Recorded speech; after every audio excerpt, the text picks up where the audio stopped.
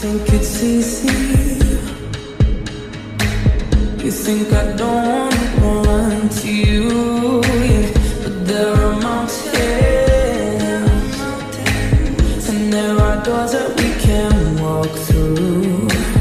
I know you're wondering why, because you're able to be just you and me within these walls. But when we go outside, you're gonna wake up and see that it was hopeless after all. No one can rewrite the stars. How can you say you'll be mine?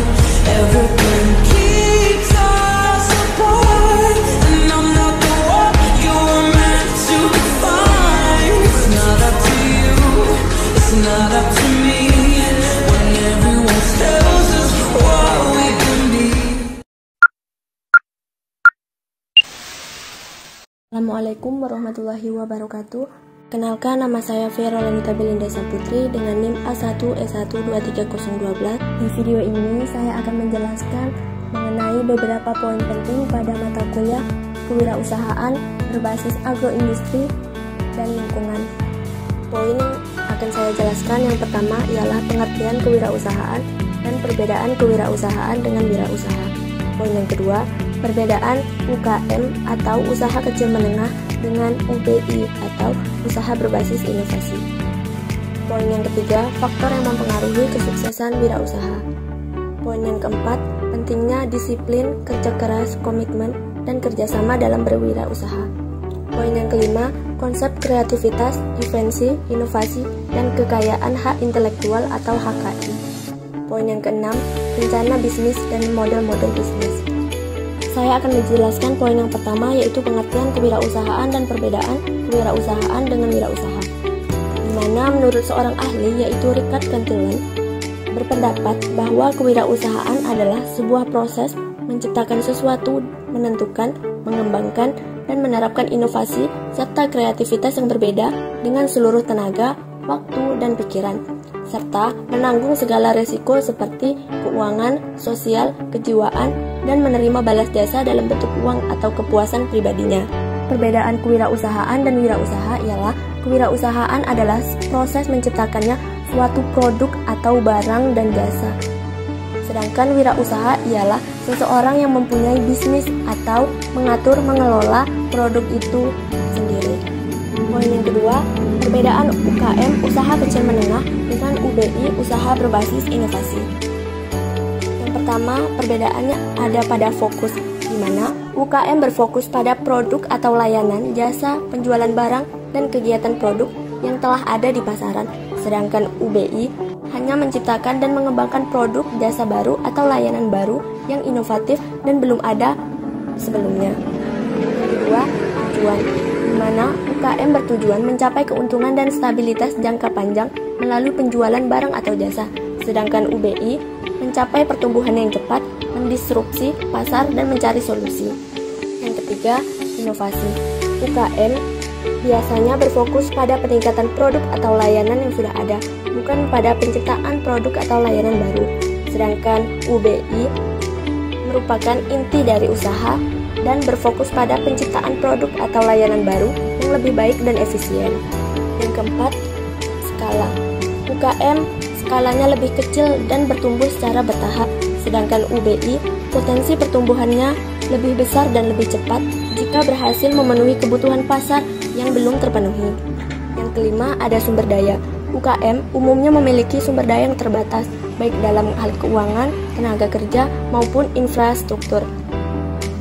Sedangkan UBI memiliki sumber daya yang lebih besar, khususnya dalam penelitian dan pengembangan produk baru. Selanjutnya ada resiko. UKM umumnya lebih stabil dan memiliki resiko yang lebih rendah karena menerapkan model bisnis yang sudah teruji di pasar. Sedangkan UBI memiliki resiko lebih tinggi karena penciptaan atau mengembangkan hal baru yang belum teruji keberhasilannya di pasar. Selanjutnya ada pendanaan, di mana UKM memiliki pendanaan berasal dari sumber internal seperti tabungan pribadi atau pinjaman dari bank. Sedangkan UBI memiliki pendanaan berasal dari investor seperti venture capital atau agen investor. Selanjutnya ada peran teknologi. UKM umumnya menggunakan teknologi yang sudah ada dan diaplikasikan dalam operasional bisnisnya. Sedangkan UBI memiliki peran teknologi bergantung pada teknologi baru atau inovatif untuk menciptakan atau mengembangkan produk atau jasa yang baru. Selanjutnya, UKM bekerja secara mandiri atau berisikan sendiri, sedangkan UBI memperkerjakan orang-orang yang berpendidikan dan pelatihan lanjut. Contoh dari UKM ialah toko kelontong, warung makan, dan salon kecantikan. Sedangkan contoh dari UBI ada startup teknologi, perusahaan bioteknologi, dan perusahaan manufaktur dengan teknologi baru. Ketiga yang akan saya jelaskan mengenai faktor yang mempengaruhi kesuksesan pada wirausaha. Faktor ini sangat mempengaruhi bagi seorang wirausaha. Di antaranya, adanya kemauan dan tekad yang kuat, adanya perencanaan yang matang, memiliki kreativitas dan inovatif, memiliki koneksi dan jaringan yang luas, mempunyai strategi pemasaran yang efektif, memanfaatkan peluang yang ada, memahami tentang kewirausahaan, memiliki sifat self-starter dan komitmen, adanya peningkatan kapasitas diri, berani mengambil tindakan dan risiko, adanya percaya diri, memiliki kecerdasan dalam berwirausaha, memiliki etos kerja yang baik, bersifat pekerja keras dan pantang menyerah, memiliki alat dan sarana yang sesuai, memiliki skill dan talenta yang khusus di bidang usahanya, memahami tren dan persaingan usaha, dan memiliki kepemimpinan yang baik. Poin yang keempat yang akan saya jelaskan, pentingnya disiplin, kerja keras, komitmen, kerjasama dalam berwirausaha. Yang pertama, pentingnya disiplin dalam berwirausaha. Menurut Rahman, disiplin adalah upaya pengendalian diri individu dalam mengembangkan kepatuhan dan ketaatan terhadap peraturan dan tata tertib berdasarkan dorongan dan kesadaran yang muncul dari dalam hatinya. Namun, kedisiplinan dalam berwirausaha bukan hanya menyangkut ketaatan pada aturan semata, tetapi bagaimana cara menata hidup dirinya sendiri seperti manajemen waktu yang baik, konsistensi dalam menjalankan rencana bisnis, mengelola keuangan dengan bijak, dan tetap fokus pada tujuan jangka panjang. Disiplin di sini juga memiliki kemampuan untuk tetap tenang dan beradaptasi dengan perubahan yang terjadi pada lingkungan berbisnis. Pentingnya kerja keras dalam berwirausaha. Menurut Narwanti 2011, kerja keras adalah upaya yang dilakukan dengan sungguh-sungguh dalam mengatasi hambatan dan rintangan tanpa menyerah, sehingga mampu menyelesaikan tugas dan tujuan yang ingin dicapainya dengan baik. Perlunya wirausaha bekerja keras karena dapat memotivasi dirinya agar semangat untuk terus berkarya, menumbuhkan sikap disiplin guna menjaga produktivitas dan efektivitas, meningkatkan kreativitas dalam mencari solusi dan melatih untuk berpikir kreatif dan inovatif, menginspirasi banyak orang, mendorong pertumbuhan bisnisnya, serta dapat meningkatkan kualitas produk yang baik. Yang ketiga, pentingnya komitmen dalam berwirausaha. Komitmen menurut Kamus Besar Bahasa Indonesia adalah perjanjian atau keterikatan dalam melakukan sesuatu aktivitas. Komitmen ini diperlukan dalam kewirausaha karena untuk membangun dan mempertahankan suatu keadaan dalam segala situasi apapun. Meningkatkan rasa percaya diri. Dengan percaya diri ini, wirausaha akan lebih maju dan semangat kerja semakin meningkat dan terus berkembang. Serta mempunyai komitmen dalam wirausaha bukan hanya menjual sebuah ide atau produk saja, melainkan memanfaatkan waktu yang baik, menepati janji, menjaga pelayanan, kepuasan pelanggan, menjaga kualitas produk, memberi harga yang sesuai kesepakatan dengan komitmen, maka konsumen merasa nyaman dan percaya pada bisnis yang akan dijalankan. Keempat, pentingnya kerjasama dalam wirausaha. Menurut Jafar Hafsyah, kerjasama memiliki arti yang sama dengan istilah kemitraan, yang berarti suatu strategi bisnis yang dilakukan oleh dua belah pihak atau lebih dalam jangka waktu tertentu guna untuk meraih keuntungan bersama dengan prinsip saling membutuhkan dan saling membesarkan. Perlunya kerjasama dalam berwirausaha karena dapat memperluas jangkauan dan target pasar. Contohnya, seorang wirausaha yang memiliki produk yang bagus tetapi tidak memiliki kemampuan untuk memasarkan dapat bekerjasama dengan wirausaha lain yang memiliki keahlian dalam pemasaran. Kemudian, dapat meningkatkan efisien dan efektivitas. Contohnya, seorang wirausaha yang memiliki usaha kuliner dapat bekerja sama dengan wirausaha lain yang memiliki usaha jasa antar makanan untuk dapat mempermudah menghantarkan makanan kepada pelanggan atau konsumen. Kemudian, dapat mengurangi resiko dan meningkatkan peluang keberhasilan. Misalnya, seorang wirausahawan memulai bisnis usahanya dapat bekerja sama dengan wirausaha yang lebih berpengalaman untuk mendapatkan bimbingan dan arahan serta saran. Kemudian dapat meningkatkan akses ke sumber daya seperti modal, teknologi, dan jaringan. Misalnya, seorang wirausaha yang ingin mengembangkan usahanya dapat bekerja sama dengan investor untuk mendapatkan modal. Kemudian, dapat meningkatkan inovasi dan kreativitas, mendorong tukar-menukar ide dan gagasan yang dapat memicu inovasi dan kreativitas dalam berbisnis. Selanjutnya, dapat membangun hubungan yang saling menguntungkan. Poin kelima yang akan saya jelaskan, sumber ide dan peluang bisnis. Dalam menciptakan ide bisnis, pastinya diperlukan proses kreativitas, meliputi persiapan, pengamatan, asosiasi, refleksi, inkubasi, evaluasi, mengembangkan konsep, uji coba, dan refleksi. Selain itu, pentingnya sumber inspirasi, bisa dari hobi, keahlian, permasalahan dan kebutuhan, tren dan teknologi, pengalaman dan pengamatan sekitar, buku, artikel bisnis, dan lainnya.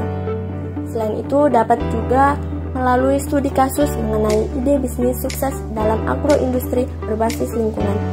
Selanjutnya, wirausaha pastinya mengidentifikasi peluang bisnis dengan memahami konsep peluang bisnis, mengidentifikasi teknik-teknik peluang bisnis potensial, dan menganalisis pasar. Selanjutnya, wirausaha dapat melakukan penilaian dan seleksi dalam menentukan ide bisnis dan peluang bisnisnya dengan ciri-ciri bersifat potensial atau kemungkinan besar sukses di pasaran. Selanjutnya, metode evaluasi yang efektif serta memahami resiko dan peluang dalam menjalankan ide bisnis yang dipilih. Setelah itu, lanjut ke tahap cara mengembangkan rencana bisnis dengan merancang rencana bisnis yang komprehensif, mengetahui komponen esensial dalam rencana bisnis, dan memahami strategi pemasaran, keuangan, dan operasional. Selanjutnya, sebelum melakukan bisnis, diperlukannya analisis SWOT, yaitu suatu perencanaan strategi dan manajemen strategis yang berfungsi mengidentifikasi kekuatan, kelemahan, peluang, dan ancaman pada produk itu sendiri terkait dengan persaingan bisnis atau perencanaan proyek. Tujuannya membantu mengidentifikasi faktor internal dan eksternal yang dapat mempengaruhi kinerja dan pertumbuhan bisnis itu, mengubah kelemahan menjadi kekuatan, meminimalkan kerugian, dan memahami ancaman serta peluang yang mungkin akan dihadapi di dalam lingkungan bisnis itu.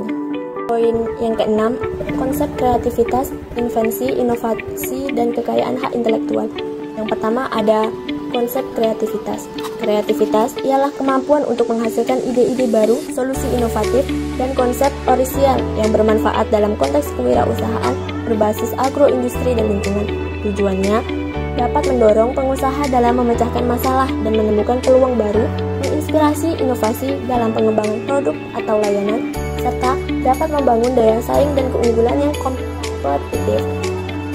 Contohnya, pengembangan pada produk organik baru dari hasil pertanian lokal, pemanfaatan limbah pertanian untuk menghasilkan energi, dan penerapan teknologi digital dalam manajemen usaha pertanian. Manfaatnya agar terciptanya produk atau layanan yang inovatif, mengoptimalkan pemanfaatan sumber daya alam dan lingkungan, serta dapat merangsang pertumbuhan ekonomi lokal dalam pembangunan keberlanjutan. 2. Ada invensi, di mana invensi adalah hasil dari proses kreatif yang menghasilkan ide baru atau penemuan yang diterapkan berbentuk produk, proses, atau teknologi baru yang belum pernah ada sebelumnya dalam kewirausahaan berbasis agroindustri dan lingkungan. Tujuannya menciptakan solusi baru untuk masalah lingkungan dan pertanian, mengoptimalkan pemanfaatan sumber daya alam secara efisien dan keberlanjutan, serta dapat memperkuat daya saing dan penetrasi pasar produk agroindustri. Contohnya, penemuan teknologi irigasi hemat air untuk pertanian, pengembangan produk pakan ternak organik yang ramah lingkungan, dan inovasi dalam pengelolaan limbah pertanian menjadi produk bernilai tambah. Manfaatnya dapat meningkatkan efisiensi dan produktivitas dalam sektor pertanian dan agroindustri, menyediakan solusi keberlanjutan untuk tantangan lingkungan dan perubahan iklim, serta mendorong perubahan pertumbuhan ekonomi dan kemandirian sektor agribisnis. Ada inovasi, di mana inovasi melibatkan penerapan inovasi atau ide baru ke dalam praktik atau proses yang ada dengan tujuan untuk meningkatkan efisiensi, kualitas, atau nilai tambah produk layanan dalam kewirausahaan berbasis agroindustri dan lingkungan. Tujuannya agar menghasilkan produk atau layanan yang lebih ramah lingkungan dan berkelanjutan, meningkatkan daya saing dan penetralisasi pasar produk agroindustri, mendorong pertumbuhan ekonomi berbasis inovasi dan teknologi.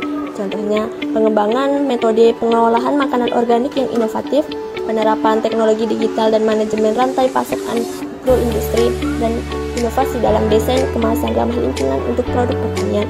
Manfaatnya dapat meningkatkan nilai tambah dan daya saing produk atau layanan agroindustri, pembangunan berkelanjutan, dan pelestarian lingkungan, serta mendorong pertumbuhan ekonomi lokal dalam penciptaan lapangan kerja baru.